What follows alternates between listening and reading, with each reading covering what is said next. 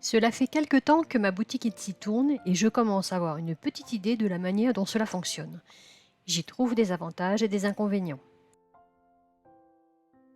Voici ce que j'ai pu constater. Tout d'abord, il faut savoir qu'Etsy est la plateforme la plus populaire pour vendre facilement de l'artisanat et toutes sortes d'objets ou de produits faits main. Elle permet aux très nombreux petits créateurs et artisans de vendre leurs produits sur Internet. Cette plateforme américaine est implantée partout dans le monde. Pour l'Europe, le siège est en Irlande.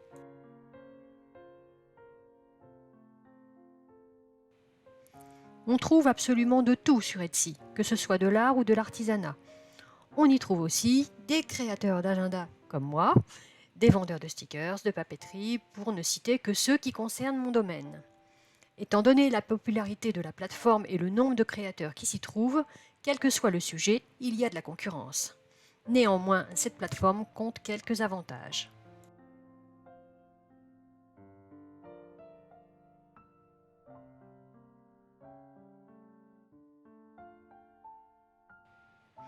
Avantage numéro 1, la facilité d'installation.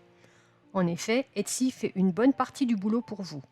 C'est-à-dire que la plateforme contient tous les éléments administratifs indispensables pour ouvrir une boutique en ligne. Bien sûr, la mise en place prendra un peu plus de 2 minutes, car Etsy demandera la vérification de quelques éléments. Mais une bonne partie du travail sera faite par la plateforme. De plus, Etsy est paramétré pour permettre tout type de paiement lors d'une vente. Il y a aussi des conditions générales de vente standard qu'il est possible de paramétrer. Donc pas de souci de ce côté-là. Votre boutique sera opérationnelle avec tous les éléments nécessaires rapidement.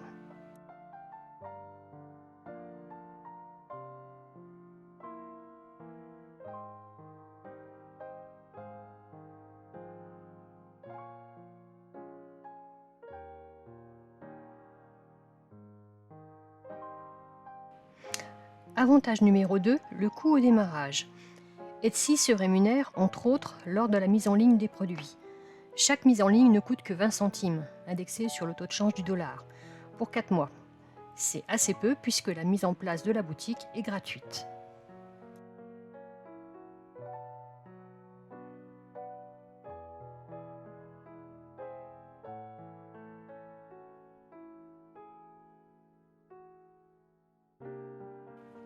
Avantage numéro 3, il est possible de vendre des produits numériques.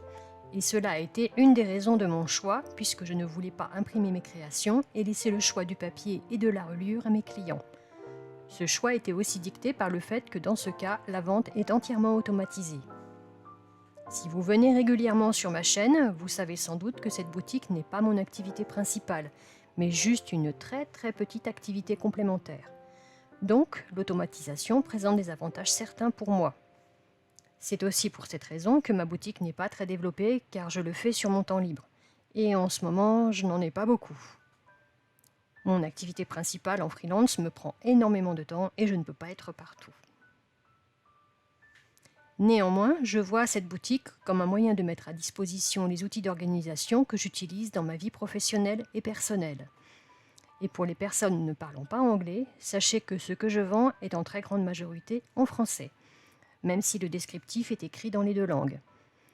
En effet, je me suis rendu compte que le marché anglophone était déjà bien fourni en produits de ce type, mais qu'en français, il y avait encore très peu de choses.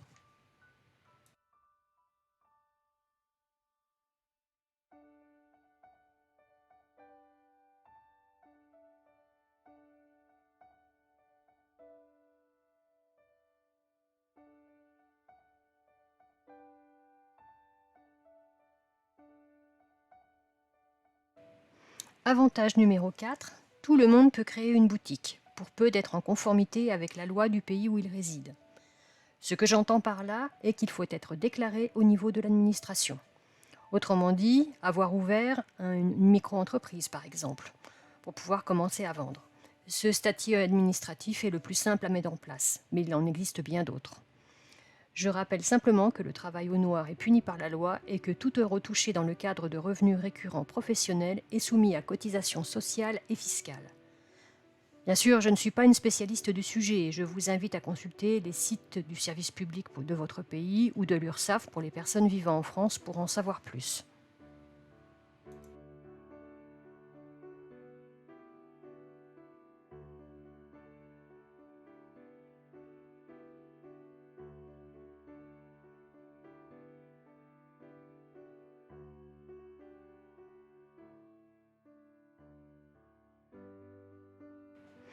Avantage numéro 5, vous pouvez vendre partout dans le monde. Oui, vous pouvez avoir des clients partout dans le monde. Par exemple, j'ai vendu un de mes agendas numériques à une personne située en Floride. C'est aussi pour cela que je vends des produits numériques. Il n'y a pas de frais de port et de produit est disponible immédiatement après l'achat. Si vous vendez des produits physiques et que le monde est trop grand pour vous, vous pouvez imaginer vendre des produits physiques simplement dans votre pays ou dans les pays voisins. Les frais de port seront ainsi moins élevés.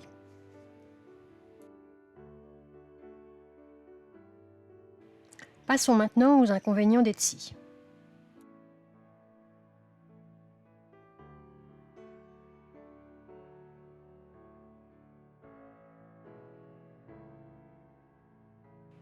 Inconvénient numéro 1, son prix. Oui, si le prix d'une mise en ligne peut paraître dérisoire, il faut renouveler les produits tous les 4 mois. Cela a un coût certain sur le long terme. De plus, à chaque vente, il y aura des frais de transaction. Donc, quand vous calculerez le prix de votre produit, il faudra bien en tenir compte. Attention, le prix de vente que vous déclarez à l'URSSAF ne sera pas l'argent que vous verse Etsy, mais votre prix de vente. La commission prise par Etsy, tout comme les frais de mise en ligne, sont considérés comme un service qu'Etsy vous vend. Si le prix de vos produits est petit, votre activité ne sera pas très rentable. À ce sujet, vous trouverez sur ma boutique les produits dont je me sers pour suivre mes ventes.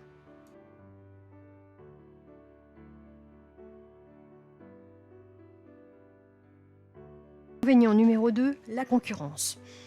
Oui, Etsy est une très grande place de marché, ce qui veut dire que la concurrence est rude. Mon conseil est de tenir compte de cette concurrence et de trouver sa niche. Par exemple, au départ, je pensais atteindre le marché anglophone en proposant des inserts de planner et des agendas en français et en anglais. Mais je me suis rendu compte que ce marché-là était déjà très concurrentiel, notamment aux États-Unis. Donc j'ai choisi de me concentrer sur le marché francophone où la concurrence est moins importante. Il est donc important de faire ses recherches en amont pour trouver les produits qui marchent et de regarder les produits qui ne marchent pas dans les statistiques de la boutique et de les éliminer.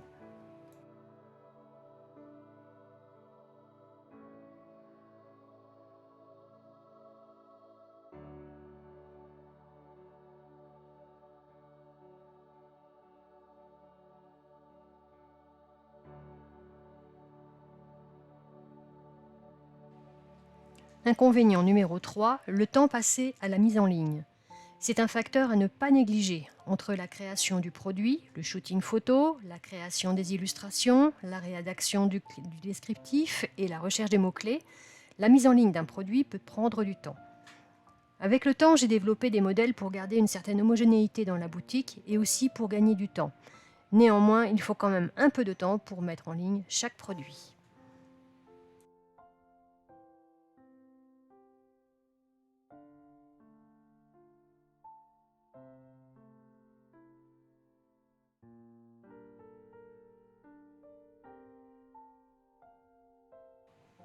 Inconvénient numéro 4, la visibilité. Vous avez mis vos produits en ligne et rien ne se passe? Normal, je vous ai parlé de la concurrence tout à l'heure. Mettre en ligne un produit est une chose, qu'il soit trouvé par les clients potentiels en est une autre. Pour mettre les produits en avant, Etsy propose la publicité payante.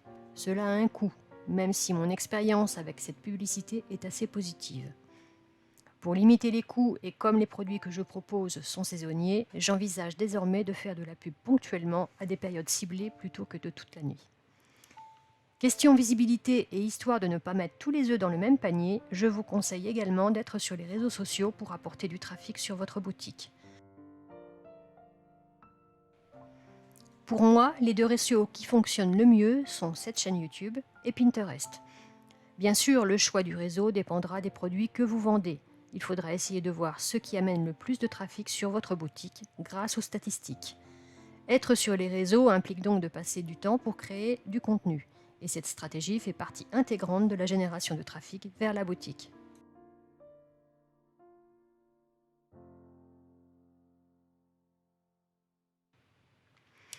Conclusion, avoir une boutique sur Etsy présente des avantages et des inconvénients. Je n'ai pas pu traiter tous les sujets en détail, sinon cette vidéo serait trop longue. Notamment le fait d'avoir une boutique en ligne hors d'une plateforme comme Etsy, ce que je n'ai pas encore testé. C'est aussi pour ça que je n'en parle pas pour le moment. Si Etsy est un sujet qui vous intéresse et que vous voulez davantage de contenu sur ce sujet, n'hésitez pas à me le dire en commentaire. N'hésitez pas également à me mettre un pouce en l'air et à vous abonner à ma chaîne, cela m'est d'un grand soutien et m'encourage à produire de nouveaux contenus. En attendant, je vous dis à bientôt dans une nouvelle vidéo.